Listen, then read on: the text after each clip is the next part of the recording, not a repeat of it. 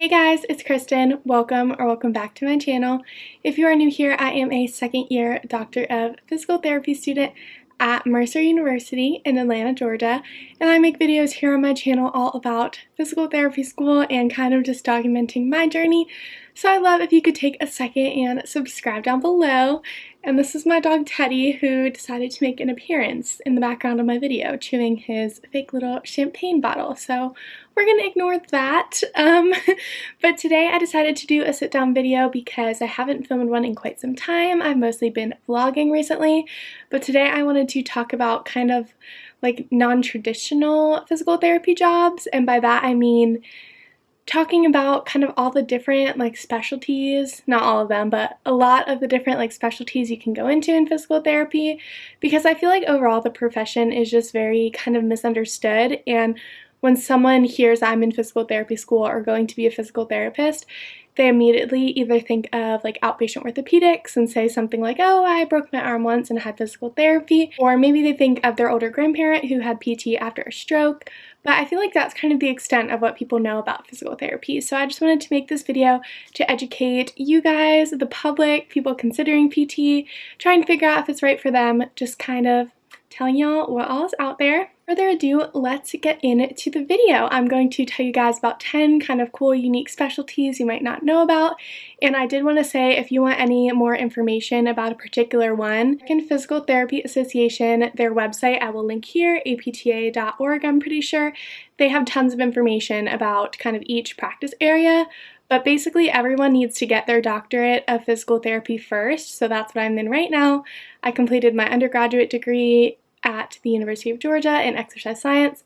I have tons of videos on my channel about how to become a physical therapist, kind of my pre-PT journey, but I now am in PT school. I will graduate next May with my doctorate in physical therapy, and then from there you kind of are trained as a generalist and you can go into whatever setting, whatever field you want, and then you take basically more like continuing education courses in order to maintain your license and learn more in that specialty area.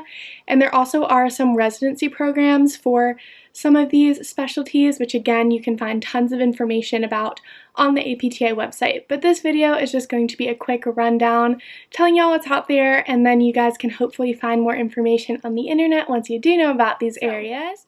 The first setting I wanted to talk about is acute care, and some people may know about this, some people may not, but I feel like I didn't really know that physical therapists could work in the hospital setting, and in college I got to shadow a PT in a hospital a few times, and then I had a short-term clinical in PT school in the hospital. But basically, a PT's role in the hospital is to go into a patient's room that maybe just had surgery, just had a big fall, has just been in the hospital for a while, maybe with COVID, maybe with like a bout of congestive heart failure. For any reason, a patient that has been immobile, had a change in status, they're going to need physical therapy.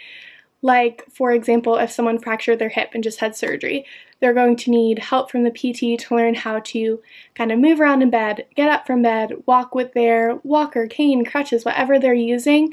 The PT is in charge of making sure that patient is able to either go home safely with the proper equipment and accommodations, or be discharged to another setting such as inpatient rehab, skilled nursing, a nursing home, which those are all settings PTs also can work in. So basically, that's the big goal of acute care PT, is just sending the patient home safely. Sorry, my camera just died, so if I'm at a little bit of a different angle, that is why.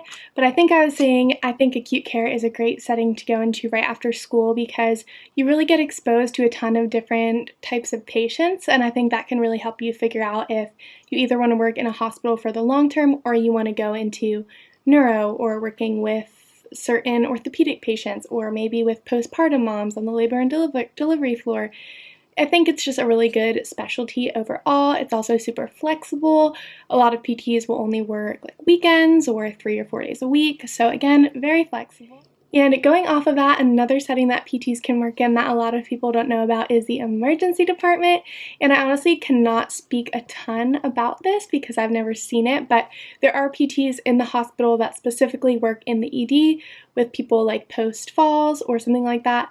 PTs can assess them and kind of help determine if they need x-rays, casting, again, helping them go home safely if they need crutches or something like that. So this might be good for you if you're really into kind of like the trauma, being the first person at the scene type of thing. Now moving a little bit into pediatrics, there are physical therapists that work specifically in the NICU, which is something that we actually just had a lecture on in school, but there are PTs that work in the NICU. It's as simple as that, just helping kind of mobilize these patients that are little tiny preemie babies that may be hooked up to ventilators and machines and stuff. There's PTs that work specifically with these little babies. And another pediatric setting that is super cool is school-based physical therapy. And I actually had the opportunity to do some work in this setting this semester. And basically you can work in the school system with kids that have a disability that impacts their mobility in the classroom. So you may be going in and helping a student like be able to sit with their class on the rug during story time. You may go help them stand at the lunch table in their stander so they can eat meal with their classmates. Just basically helping them function the best that they can in the school setting and working on their major impairments that are limiting function. And again, this is great obviously if you love kids, but it's really kind of like interactive. A lot of times you'll work for like a school district and then go around from school to school, like going in the classroom, working with one kid, going to a different classroom, working with another kid, and you get off summers, which is awesome. And the PT that I was with in the school this semester, she actually had a job doing that a few times a week, and then she had another PT job in a clinic a couple other days a week. And the last kind of pediatric unique therapy I wanted to talk about is hippotherapy, and this is the use of horses to kind of help aid in physical therapy techniques for kids with usually developmental disabilities. There's tons of information on this online if you are interested.